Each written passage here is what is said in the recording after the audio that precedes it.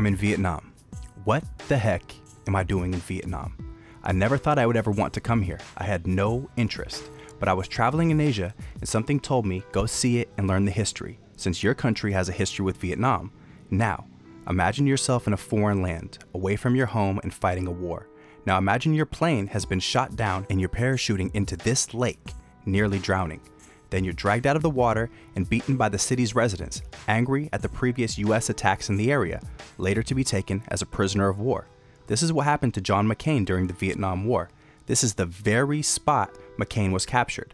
I can't help but feel chills thinking of being a prisoner of war. This show is not political, and this episode is not about the war. I'm just sharing the emotion that came over me as I walked past the lake. Welcome to Hanoi. Let's explore this mysterious land called Vietnam.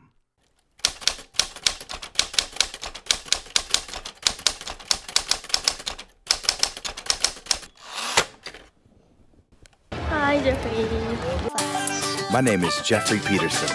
I love meeting new people, traveling with no plan, and my goal is to get my passport full. Come on!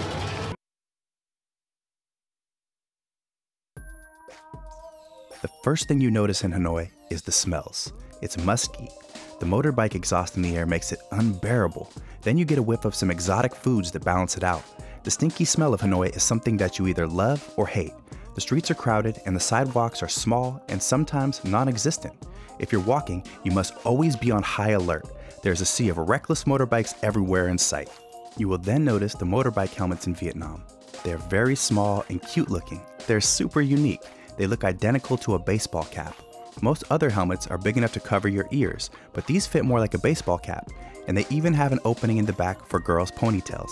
These baseball-style helmets seem to be very popular amongst the youngsters. If it's your first time in Vietnam, you might question these funny helmets. Like, is this really serious? Can this really protect me from an accident?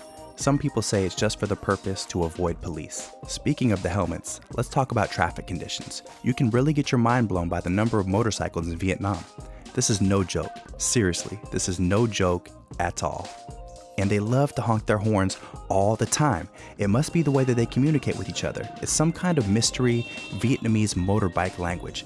After you spend some time on the road, you will notice that there is a rhythm to the way they use their horns. But it's noisy. It's definitely a foreign language to me. Let's hope my driver is fluent in Vietnamese horn honk dialect. Today, I'm on my way to Hanoi Snake Village to eat some cobra snake. Feel like munching on a still beating cobra heart? Then the neighborhood of La Mat, or Snake Village as the locals call it, is the place to go. The locals have been employed as snake catchers in northern Vietnam for generations. I'm heading to the Hung Snake Restaurant, famous for its 11-course cobra meal. The host of the restaurant, Dragon, is expecting me and has told me that he will join me for my cobra feast. Mr. Dragon also let me know that he is hungry and expects me to finish all 11 courses of the cobra meal with him. They say it tastes like chicken, and if that's true, I'm up for it. Let's see how this goes.